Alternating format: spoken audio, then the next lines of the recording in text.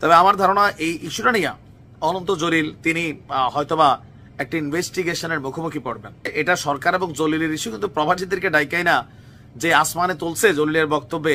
বাস্তবতা হচ্ছে এর 5% কিচ্ছু হয় নাই।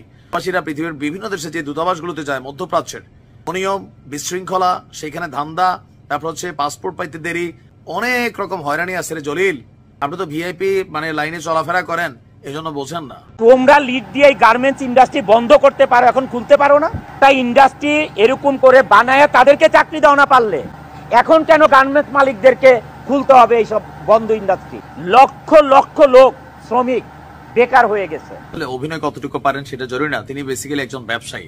গার্মেন্টস, বাংলাদেশে অনেকগুলো গার্মেন্টস বন্ধ হয়েছে দাবি করে তিনি যে বক্তব্য দিয়েছেন, সেখানে ডক্টর ইউনূস সরকারকে তিনি যে অভিযুক্ত করেছেন বা অভিযোগ করেছেন, এটা তার এবং ডক্টর ইউনূস সরকারের বিষয়। তবে ইউনূস সরকারের লাড়া দেওয়ার পরে তার সাথে কি ঘটবে সেটা আমরা একটু পরে জানাচ্ছি, বাট আমরা একটা কারেকশন করতে চাই। তিনি দাবি করছিলেন যে 14% রেমিটেন্স এদেশে প্রবাসীরা পাঠায়। এই 14% রেমিটেন্স পাঠানোর ফলে প্রবাসীদেরকে ডক্টর ইউনূস সরকার একদম বেহেস্তে তুলে ফেলছে, প্রবাসীদেরকে গাছে তুলে ফেলছে, সম্মান দিতে দিতে মনে করলেন এয়ারপোর্টে থাপড়াইতে থাপড়াইতে প্রবাসীদেরকে আমরা দেখি কি হয়, লাগেজ টাগেজের অবস্থা কি, কিছুটা হয়তোবা সুবিধা দিয়েছে। কিন্তু অনন্ত জলিল এই ভাষায় বলছিলেন যে প্রবাসীরা 14% রেমিটেন্স পাঠায় এত সুবিধা পাইলে 84% রেমিটেন্স বাংলাদেশে আনা আরএমজি বা গার্মেন্টস মালিকরা কি পেয়েছে, কেন একটা লোন পাবে না? দেখেন জলিল, এই দেশের ব্যাংকগুলারে খোকলা করছে হচ্ছে এই গার্মেন্টস ইন্ডাস্ট্রির মালিকরার একটা অংশ।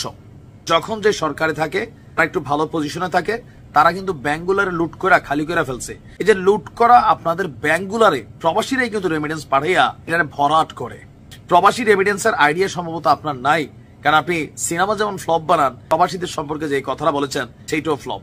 অনন্ত জলিল যে বক্তব্যগুলো দিচ্ছেন এর মধ্যে সবটা যে ডাহা মিথ্যা কথা তাও না, কিছু অংশ সত্য। এদেশে অনেক ইন্ডাস্ট্রি বন্ধ হয়ে গেছে, যার কারণে যারা বেকার হয়েছে, জীবিকার তাগিদে চুরি, ছিনতাই, রাহাজানি, বিভিন্ন যে অপকর্মগুলো, অবশ্যই এটার একটা অংশ কিন্তু কর্মহীনতা বা বেকারত্বের কারণে বেড়েছে।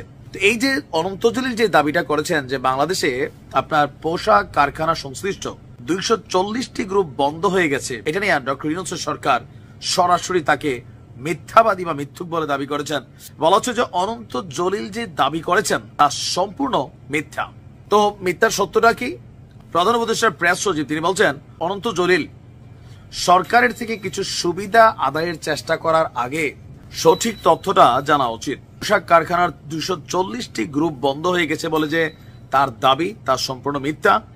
হাজার হাজার মানুষ চাকরি হারিয়েছে বলে তার দাবি, সেটিও ভুল তথ্য না। এই জায়গাতে প্রধান উপদেষ্টার যিনি প্রেস সচিব আছেন শফিক সাহেব, আপনার তথ্য ভুল। আপনারা তো চাকরি পেয়েছেন, জনগণের টাকায় ভাত খান, মাঠের অনেক খবর কিন্তু রাখেন না।